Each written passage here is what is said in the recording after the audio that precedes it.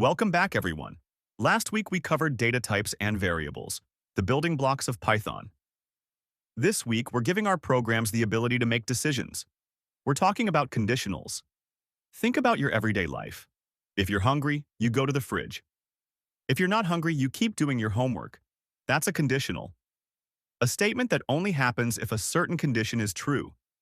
In Python, we use conditionals to tell our program, do this only if this condition is met. Without them, every program would just run the same way every single time. No decisions, no variety, no fun. There are three main conditionals you'll use: if statements, while loops, and for loops. Let's break each one down. The if statement is the most basic conditional. It has 5 key parts: the word if, a condition, a colon, an indentation, and the result. For example, if it is raining, bring an umbrella. Simple. But what if it's not raining? That's where else comes in.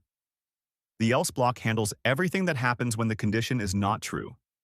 And if you need to check multiple conditions, use elif, short for else if. Python checks each condition one by one until it finds a match, then runs that block of code. A while loop is similar to an if statement, but with one big difference.